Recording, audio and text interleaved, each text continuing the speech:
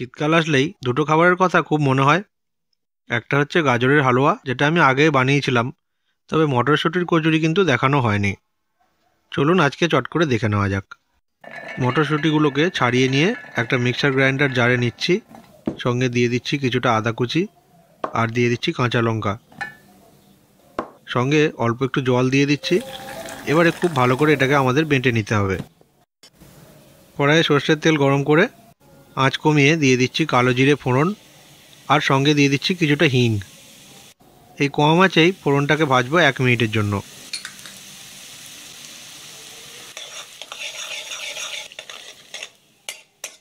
এরপরে ওই আগের থেকে বেটে রাখা মটরশুঁটি বাটাটা দিয়ে দেবো। তেলের মধ্যে খুব ভালো করে নাড়াচাড়া করে এই মটরশুঁটি বাটাটাকে কষিয়ে নিতে হবে। তবে সঙ্গে আরও কিছু উপকরণ আমি যোগ করব। প্রথমে দিয়ে দিচ্ছি ভেজে রাখা জিরের গুঁড়ো, অল্প একটু চিনি আর সামান্য একটু লবণ।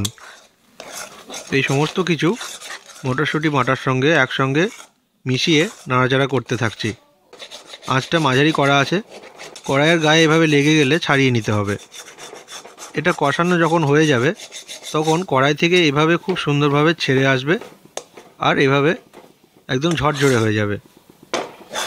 এই যে দেখছেন কড়াই থেকে ছেড়ে এসেছে। এবারে আঁচ বন্ধ করে নামিয়ে একটা থালায় ঠান্ডা করছি। ঠান্ডা হয়ে গেলে এটাকে ছোট ছোট বলের আকারে গড়ে নিতে হবে, ঠিক যেন পাতিলেবুর মতো। এতে করে পুর ভরতে সুবিধা হবে। এই যে হাতের সাহায্যে এইভাবে আটাটা মেপে নিলে ঠিক ততগুলো কচুরি বানানো যায়। আমি সঙ্গে একটু লবণ দিয়ে দিচ্ছি। লবণটা এই আটার সঙ্গে ভালো করে মিশিয়ে নিচ্ছি। এখানে সমপরিমাণ আটা আর সমপরিমাণ ময়দা আছে। সাদা তেল দিয়ে ময়ান দেব, পরিমাণ মতো সাদা তেল দিলাম। তারপরে খুব ভালো করে এটাকে মিশিয়ে নেব। তেলটা ভালো করে এর সঙ্গে মিশিয়ে নিচ্ছি।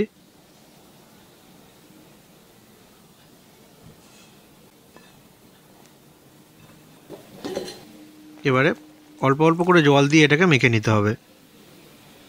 এই কচুরিটা পুরোটাই ময়দায় করা যায়, তবে আটা অনেক স্বাস্থ্যকর, তাই চেষ্টা করি ময়দাটা পুরোপুরি ব্যবহার না করতে।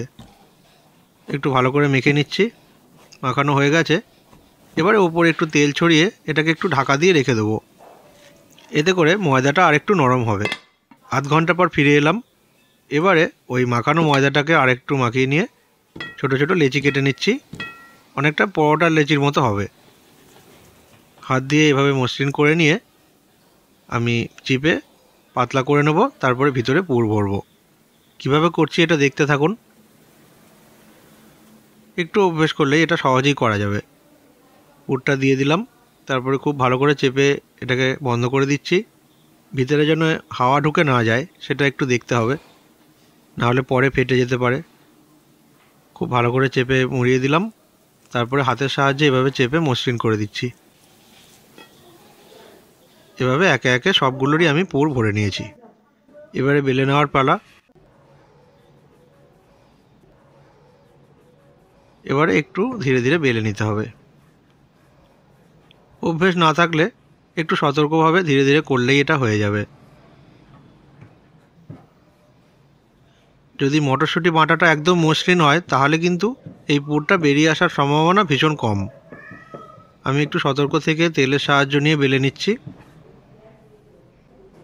আর এভাবে একে একে সবগুলোই বেলে নিয়েছি। একটা কড়াইয়ে পরিমাণ মতো সাদা তেল গরম করে কচুরি ছেড়ে দিচ্ছি। তবে আঁচটা কিন্তু খুব বেশি চড়া থাকবে না, তাহলে বাইরেটা ভাজা হয়ে যাবে, ভেতরটা ঠিকঠাক হবে না। সেই জন্য একটু মাঝারি কমের দিকে আঁচটা থাকবে। এভাবে তেলের মধ্যে ডুবিয়ে দিতে হবে, তাহলে খুব সুন্দরভাবে ফুলে উঠবে। এই যে দেখছেন একটা হয়ে গেল, তেল ঝরিয়ে তুলে নিচ্ছি। এভাবে সবগুলোই করে নিলাম। এই যে আমাদের মটরশুঁটির কচুরি হয়ে গেছে। আমি কচুরি থেকে একটা দেখিয়ে দিচ্ছি ভিতরটায় কীরকম সুন্দর পুর ঢুকেছে। হয়ে গেল আমাদের শীতের অনবদ্য একটা সুন্দর খাবার মটরশুঁটির কচুরি।